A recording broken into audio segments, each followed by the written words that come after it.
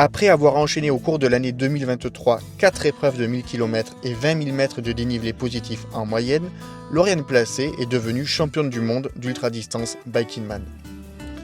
C'est une victoire retentissante, à l'image de celle de Florence Artaud sur la route du Rhum en 1990, car il faut bien l'avouer, le cyclisme reste malgré tout un monde très fermé. Terminer la première place de ce championnat du monde d'ultra-distance à vélo, devant tous les hommes et évidemment d'autres femmes, n'était pas une fin en soi pour Lauriane Placé, qui sait conserver un recul sur sa performance. Mais c'est pour nous, le grand public, une révélation, car Lauriane est aussi une mère de famille. C'est ce que nous allons vous montrer dans cette vidéo qui se veut intimiste, à mille lieues d'une quelconque volonté de voyeurisme. Lauriane va ainsi vous raconter sa vie de tous les jours, vous parler de son matériel et de ses envies pour l'année prochaine. Allez, on lui laisse la parole.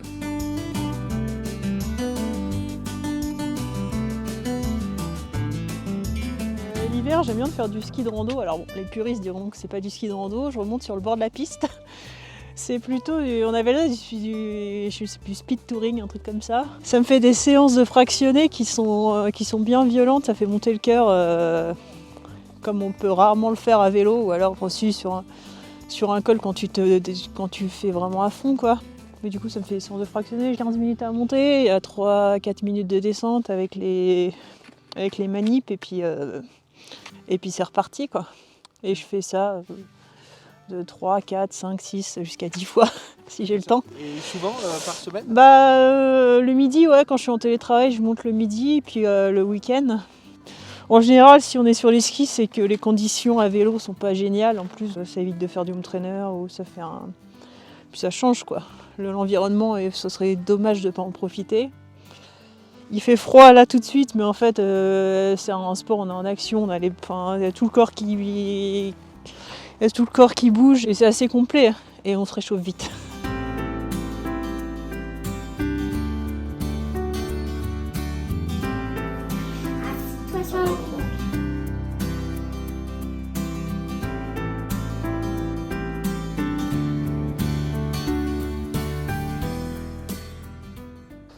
Le fait que la mère de ma fille soit championne du monde, finalement, ça change pas grand-chose au quotidien. Hein.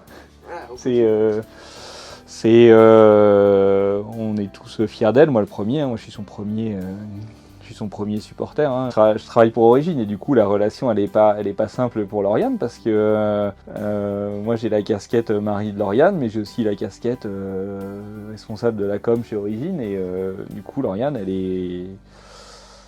elle est sous les radars, sous mes radars pour toujours bien faire les choses en fait, et ça lui met une pression des fois je pense qu'il la dessert plus que tous les avantages qu'elle peut avoir en ayant un sponsor comme Origine. Le matériel me passionne, Lauriane ça la passionne moins. Elle, ce qu'elle veut, c'est un vélo qui roule, donc qui soit performant, parce qu'elle est capable de te dire il y a un demi-bar de moins dans mon pneu que d'habitude, ou ma selle est plus basse de 2 mm.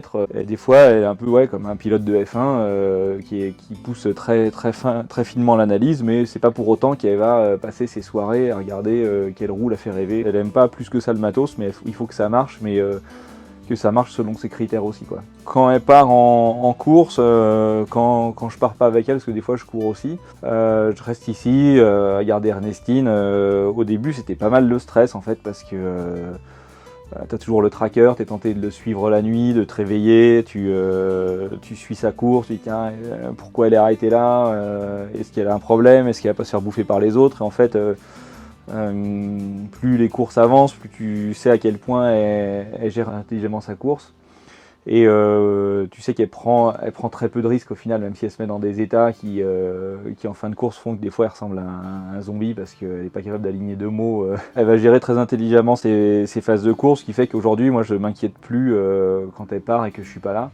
Le tracker, je le regarde par curiosité, mais je sais qu'elle fait ce qu'elle a à faire. Moi, le seul truc qui me stresse, c'est qu'elle a un problème mécanique dont je pourrais être responsable. Donc c'est pour ça qu'on fait en sorte qu'il n'y ait pas de problème mécanique. Elle a des trains de pneus neufs à chaque course, elle a plus de préventif que ce qui est recommandé. Tous ces vélos sont désossés et remontés avant chaque course pour limiter, en tout cas ma partie, j'essaie de limiter l'impact au maximum. Il peut toujours y avoir l'accident, un sanglier qui traverse, une voiture qui renverse. Je sais que c'est pas le genre de personne à prendre des risques inconsidérés juste pour une médaille. Ça l'a pas empêché d'avoir un accident à 20 km d'ici, un chauffard qui lui a coupé la route et qui l'a laissé pour morte sur la route avec un délit de fuite. Et il a vu qu'elle se relevait pas et il est parti et c'est arrivé à 20 km d'ici. Ernestine, elle est comme moi, c'est la première membre du fan club de Lauriane. Hein. Elle est en admiration devant ce que fait sa mère, hein, forcément. Quand on va faire du vélo, elle me dit ah, papa, t'as vu, j'ai mal aux jambes, c'est comme maman sur les Biking Man, c'est bien. Hein. Donc elle fait du vélo, elle s'y est mise, elle fait de l'école du vélo parce qu'elle veut ressembler à sa maman. J'ai roulé sur le fraction cette année sur l'épreuve du Portugal et du France. Donc j'avais fait le choix du fraction sur le Portugal parce que c'est une épreuve qui a que 12 500 de dénivelé, qui sur le papier était assez roulante. Donc ça s'y prêtait pas mal. C'était aussi l'occasion de tester. Moi j'avais jamais roulé sur le fraction.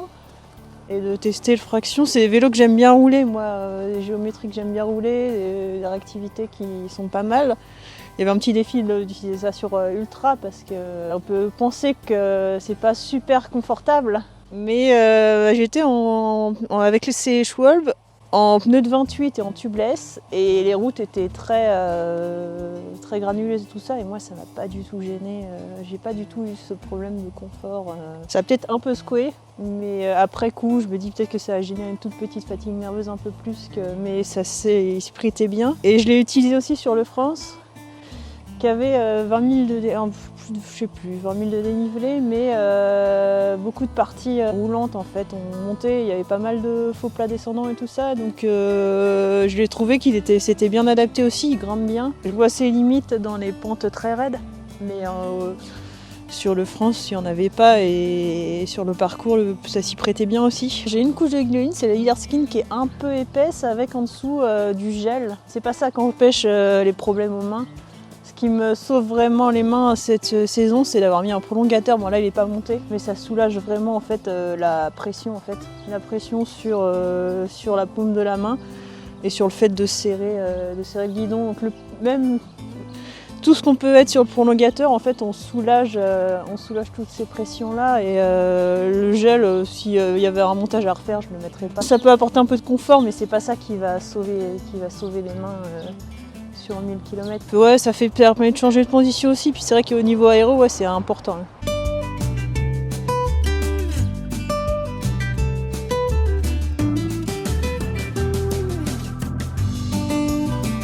Donc là, on a le Grax GTO que j'ai utilisé sur l'épreuve de Skadi, qui était la route, et l'épreuve du Maroc où il y avait un peu de gravel. J'ai pris celui-ci Euroskadi alors que j'aurais aussi pu prendre un vélo de route, mais l'an dernier je l'avais déjà fait avec le Grax 2. J'avais trouvé qu'au niveau du revêtement, j'étais en pneus, je précise, mais j'étais en pneus de 28 avec des roues de route.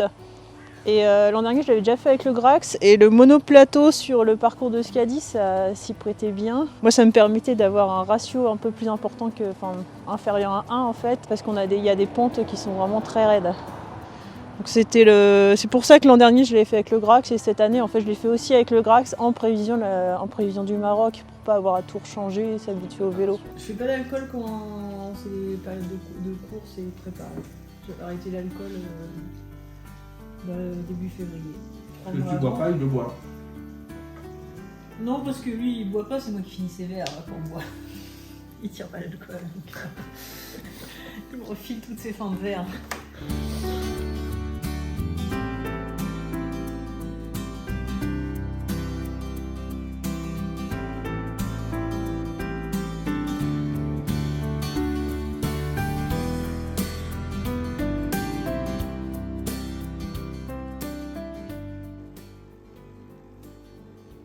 Je profite de mes trajets pour aller au bureau 3 fois par semaine pour essayer j'essaye d'y aller maximum en vélo.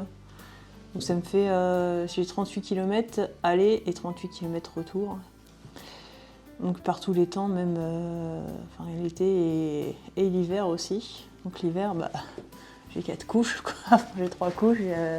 J'ai bien le principe des 3 couches avec Voilà, et je mets un KE en plus, enfin un coupe-vent en plus par-dessus pour me protéger, plus les gants, les surchaussettes. Ouais, ça peut descendre jusqu'à -3, -4. Normalement, je devrais déjà être partie. Pour être sûr d'avoir une petite marge, si jamais je crève sur la route, je mets 1h20 à peu près. Mais je préfère avoir une petite marge de sécurité si jamais je crève ou qu'il m'arrive quelque chose. Je préfère faire le trajet en vélo, parce qu'en voiture, je mets entre 50 minutes et 1 heure. Quand il y a des bouchons, ça m'arrive de mettre 1h20, 1h30 là. Donc je préfère largement y aller en vélo. Ouais.